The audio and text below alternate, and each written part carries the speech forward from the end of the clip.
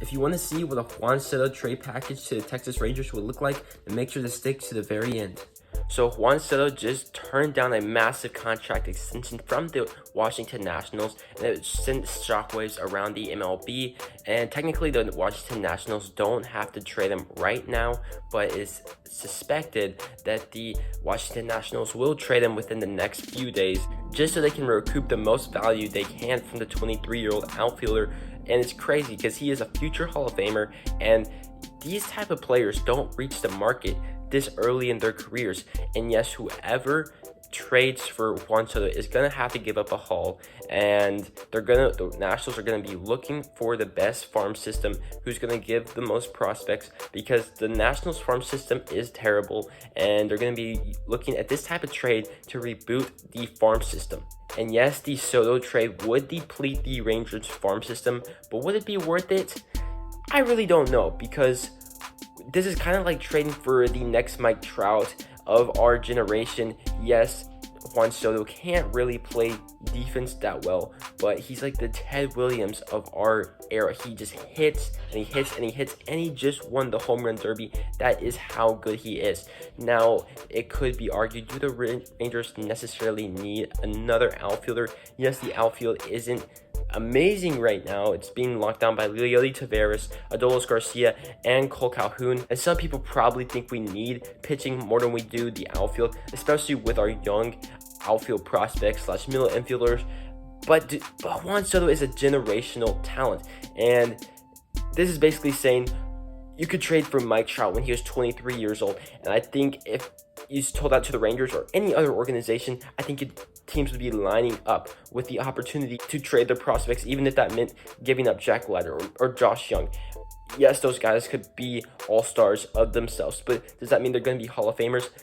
I don't know. And does that mean this is the right move? I really don't know, because Mike Trout is the best player of our era, maybe the best player in baseball, but that doesn't mean he's winning World Series. Yes, there could be some argument saying the Angels front office is stupid, but you do need depth on the team to win a World Series, and one player isn't going to do it. So should the Rangers go out and trade for Juan Soto? And we should all know that if you trade for Juan Soto, one, you're giving up a big haul. Two, you're going to have to give him a big contract extension, and he's going to want an extension around the likes of what Mike Trout got since he's 23, and this is going to be his first and last contract extension, which is crazy to think. But the Rangers did signal whenever they signed Corey Seager and Marcus Semien that they're going to be aggressive in the coming years, and the Rangers have one of the strongest farm systems in all of baseball. And after the draft, you just got two of the best starting pitchers in the draft, so I think you just got two more top 100 prospects.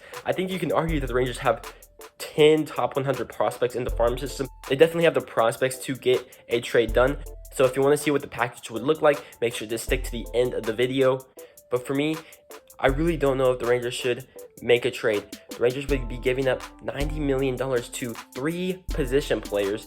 And like I said, starting pitching is a problem down in Texas. Yes, we have drafted a lot of good players and have promising players in John Gray and Martin Perez, but hitting isn't going to win you a championship.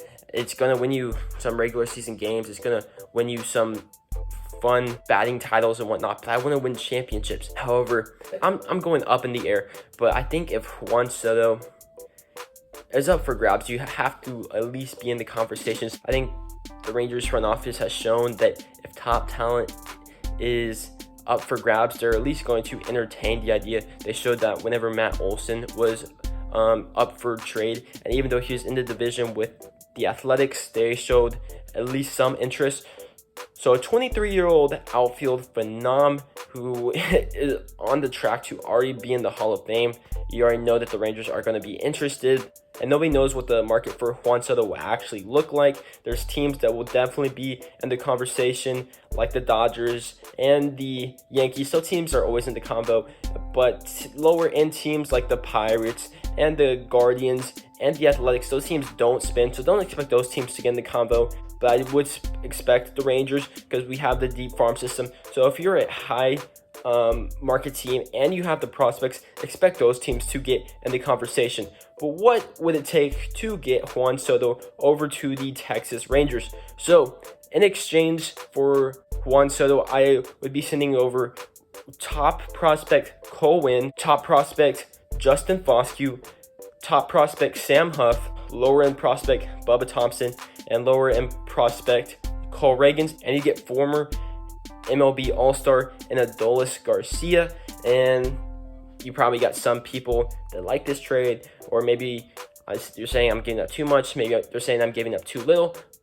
But in return, I have the Rangers getting Juan Soto, and as well as eating up all of Patrick Corbin's contract, which is a total of 3 years. So I don't know, that could be fair, because I know it doesn't work like this, but the Nationals are getting 4 first-round picks in Cole Winn, Bubba Thompson, Justin Foscue, and Cole Reagans, and they're getting 3 top 100 prospects and Cole Winn, Justin Foscue, and Sam Huff, and they're getting an All-Star and Adolis Garcia. I know that Garcia isn't a talent that Juan Soto was, but they will need an outfielder to replace the talent of Juan Soto. And Garcia, yes, he's 29, doesn't really fit the timetable, but you could flip him because he has a lot of team control because he came into the MLB later, and the Rangers will need some pitching, even though Corbin hasn't done well, mainly because of his injuries. He does have some upside if he's healthy.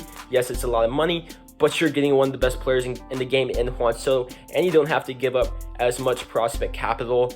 Obviously, there is some risk to these guys like Huff. There's the swing and miss. There's also the swing and miss in Bubba Thompson. Justin Foscue can mainly only play second base or first or DH, but the hit tool's there. The power's there for Sam Huff. Cole Reagans has been pretty solid this year, so that's a pretty good prospect. Cole Winn has had command issues, but he's only 22, so that's basically like drafting a college guy last year, so don't give up on him. He is going to be a stud, so that's a decent return. I really don't know if that's a lot or that's too little. I wouldn't be surprised if Patrick Corbin's not in the deal if the Nationals ask for Jack Leiter or Josh Young. Although if you want the Rangers to trade for Juan Soto, make sure to give this video a like. And if you want to see a trade proposal for Luis Castillo and whether to take the Rangers to get him, make sure to click the video right here. And here's a video I think you would possibly like. And with that being said, I'll see you on the next one. Peace.